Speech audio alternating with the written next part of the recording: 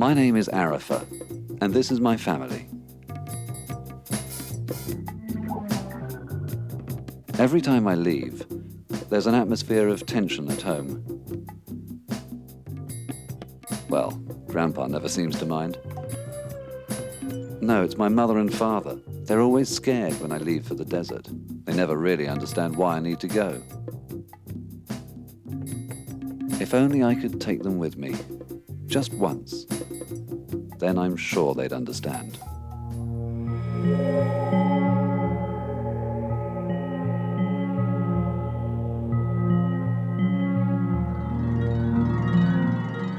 I've been coming here for years, often by myself. Sometimes for 2 or 3 days, living in this wilderness. I've never been scared of being here alone. 40 million years ago, this used to be a great ocean.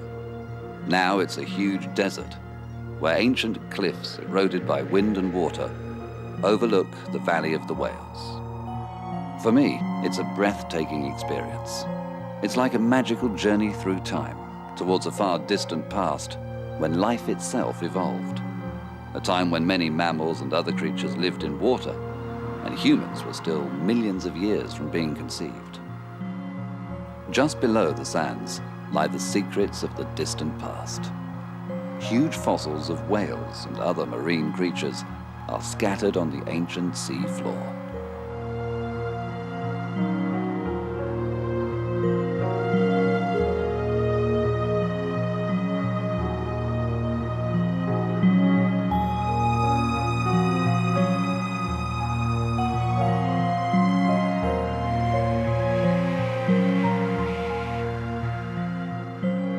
Today, Wadi Hitan is a paleontological site of international importance, highly valued by scientists and desert travelers all over the world.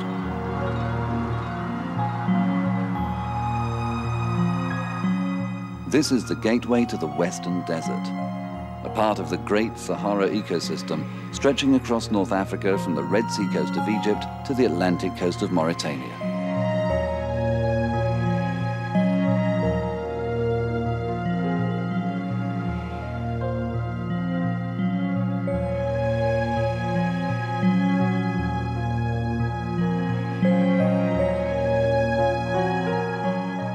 It's one of the most arid environments on the planet, with temperatures reaching as high as 50 degrees in the day and sometimes dropping below zero at night.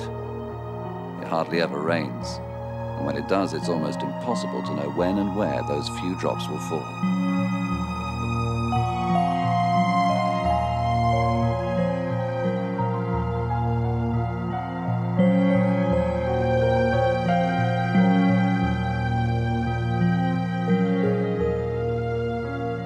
I can walk for hours in this ever-changing landscape, pondering on how life manages to cling on in such extreme conditions. And I often wonder how our ancestors were able to survive in this desert, moving from one oasis to another.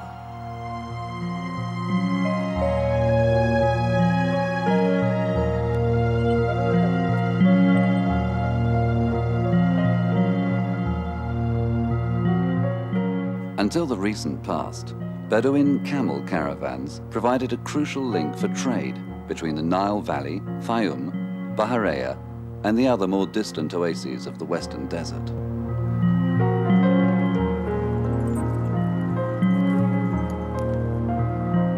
The Springs area, nestled between limestone ridges and dune fields, is one of the few remaining examples of Wadi el Rayan's natural habitat. For millennia, camel caravans used to stop here for water and food, and to rest on their long journeys across the desert. This is an uncommon example of a virtually uninhabited and still undisturbed Saharan oasis, containing 4 natural springs and supporting the highest diversity of desert plant and animal life in Wadi el Rayan. Several rare and now threatened animals still live here, including gazelles, foxes, and other mammals.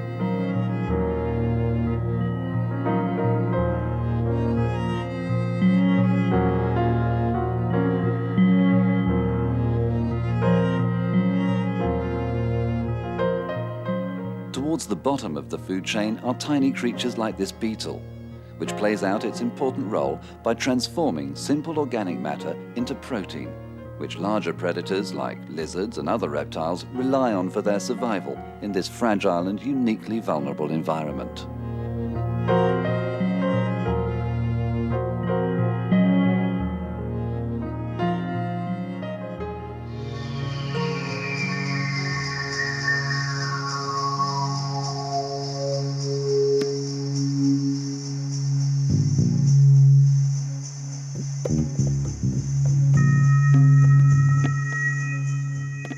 Fighting the advance of the shifting sand dunes, the impressive ruins of Medinet Madi, just a few kilometers away, tell the story of ancient civilizations which managed to prosper on the edge of the Western Desert.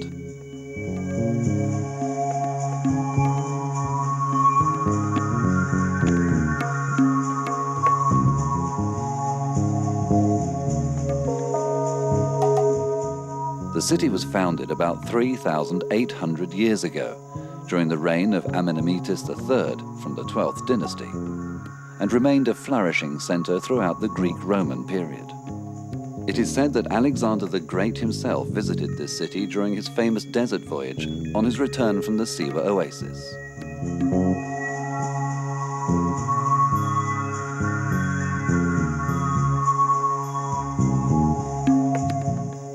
Medinet Madi was an outpost for the collection of taxes from the trading caravans and was located on the southwestern edge of the Fayoum depression in order to keep the nearby agricultural land free for the cultivation of crops.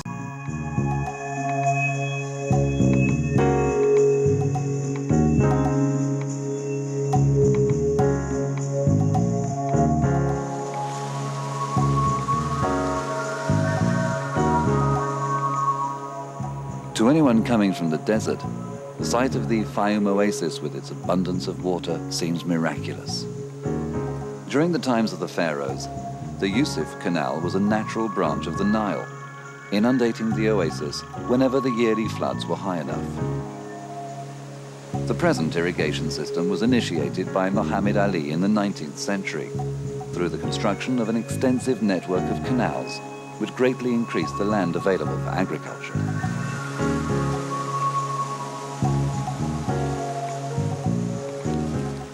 The completion of the Aswan High Dam and a number of barrages on the Nile in the 1960s now guarantee year-round irrigation and have made multiple cropping possible.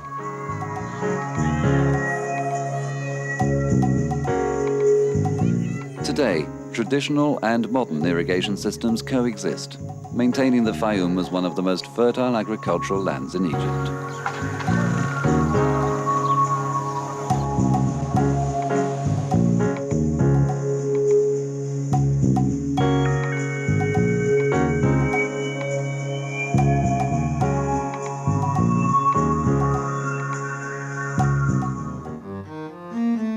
Lake Karun is the most popular tourist resort in the Fayoum oasis. And for as long as I can remember, it's been a favorite weekend destination for people from nearby Cairo.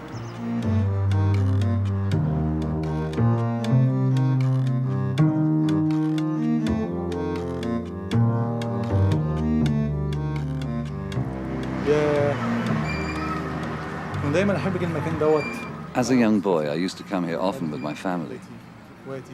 It was our favorite place, and me and my brother used to have such fun playing on the swings, shouting and laughing as we spun around faster and faster.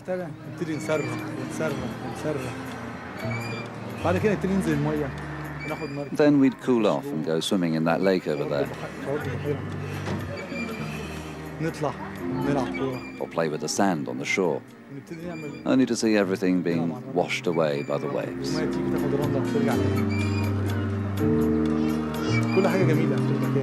Sometimes we used to go sailing out on the lake. It was such a beautiful spot. But it's changed so much since I was a child. It's become crowded and noisy. I truly wish it had stayed as I still remember it. But there again, nothing lasts. نفسي أحافظ على المكان زي ما هو. Not far from here, a beautiful area has been created, with clean blue water, fresh air, and the peacefulness of times past. Some of the people who were involved in this endeavor still remember. The Wadi el Rayan open canal and tunnel, about 14 kilometers long, this old builder tells us, were constructed between 1967 and 1973 to divert excessive drainage water from the Karun Lake. This ensured that water levels in the lake didn't rise and cause the flooding of agricultural land.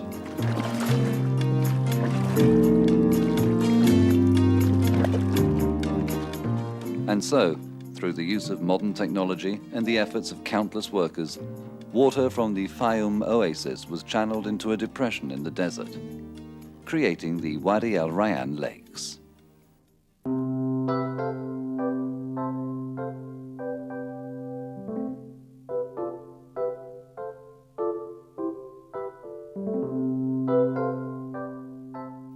In 1989, the Rayan Lakes and their surroundings were designated by the Egyptian government as a protected area, covering a total of 1,759 square kilometers. I'm one of a small group of rangers responsible for the protection and management of Wadi el Rayan, ensuring its conservation as a natural environment. Our aim is to protect the different habitats and landscapes, the rare and fascinating wildlife, along with the fossils of creatures from past eras and the cultural heritage sites from ancient civilizations.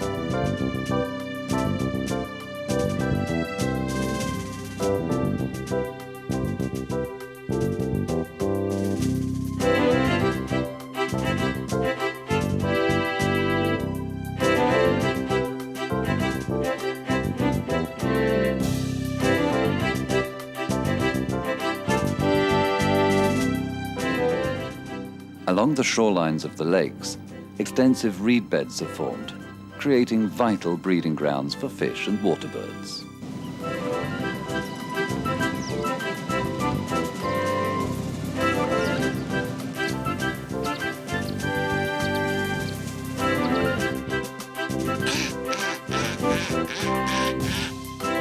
Wadi el Rayan is an ornithologist's paradise, and bird watching is possible all year round. The greatest number of birds occur in the winter, when the lakes teem with water birds. Several species stop over on their long migrations between Europe and Africa, while others simply come here to spend the winter. For this reason, Wadi el Rayan has recently been included in an international list of important bird areas.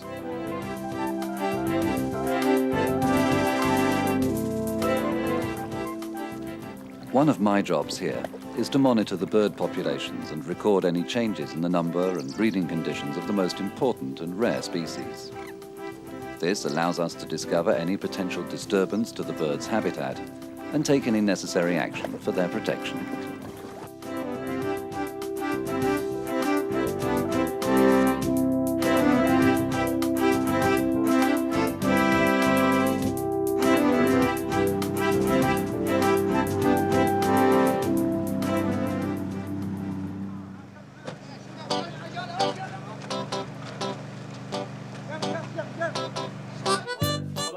And this is where it all happens, at our headquarters, right at the heart of the protected area.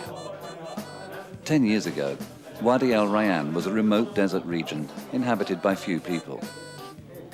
But the area has developed very quickly in recent years, and in some cases, this is threatening the nature and beauty of Wadi el Rayan. In 1998, the Egyptian Environmental Affairs Agency and the Italian government launched a project to strengthen the management and infrastructure of the protected area. One of the greatest challenges in our work is to try and regulate this development. We try to support economic growth while maintaining the integrity of the area through the wise and sustainable use of its natural resources.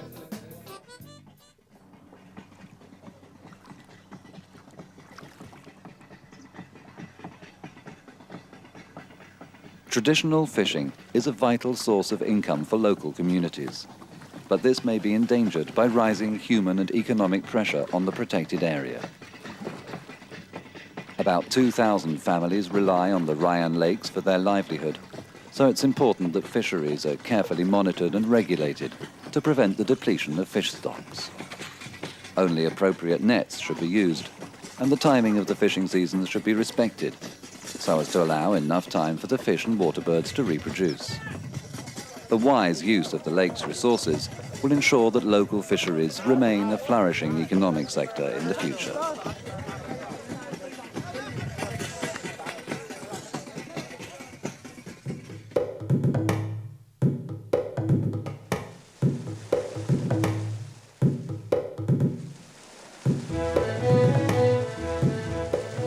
New forms of aquaculture are also being tested and licensed in Wadi el Rayan. Through the initiative of enterprising private investors, fish farms produce valuable food resources which help meet the increasing demands of urban populations as far away as Cairo. It's a matter of common sense that polluted water should be prevented from returning to the lakes, for this would endanger the populations of fish and water birds. Eventually, it could even have an adverse effect on the thriving tourism activities downstream from the fish farm installations. And so, again, it's important that these activities should be monitored and regulated.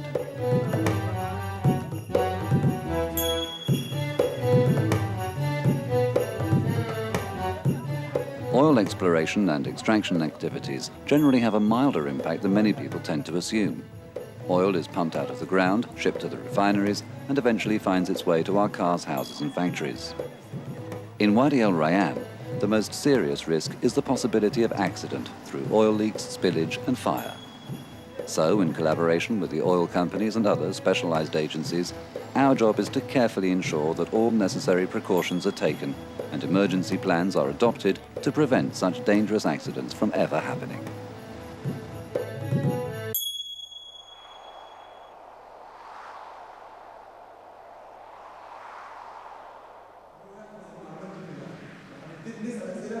A visitors centre devoted to environmental education has recently been constructed in Wadi el Rayan, with the aim of raising public awareness and helping to bring key environmental issues within the public domain. This is what I enjoy most, meeting students, professionals and other visitors from Egypt and overseas, explaining what we're trying to do here, exchanging views and ideas, and trying to convey my passion for this area and our work.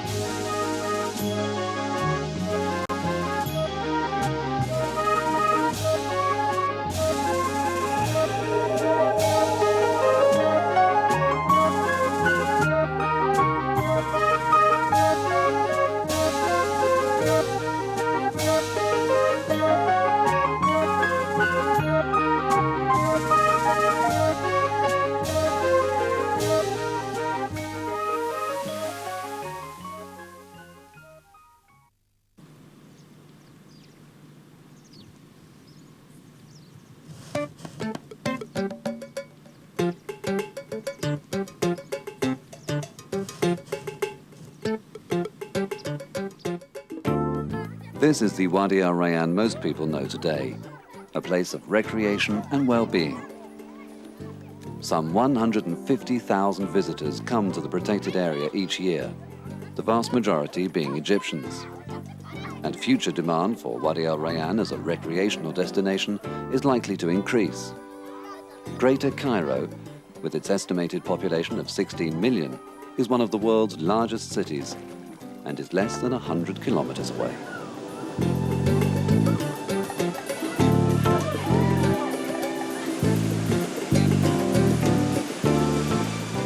These waterfalls, the only permanent waterfalls in Egypt, are the protected area's best known attraction. But as we've seen, Wadi el Rayan contains many other valuable treasures.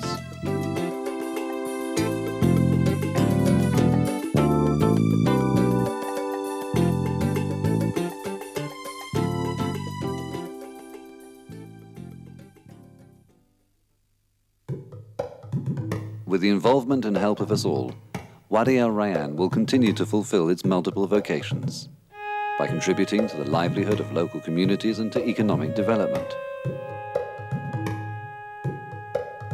by providing open and clean spaces for city dwellers coming from afar,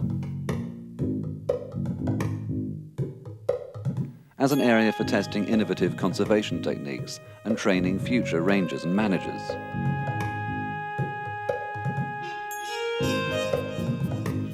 and as a gateway to the Western Desert, a most precious and fragile asset of humanity's natural and cultural heritage.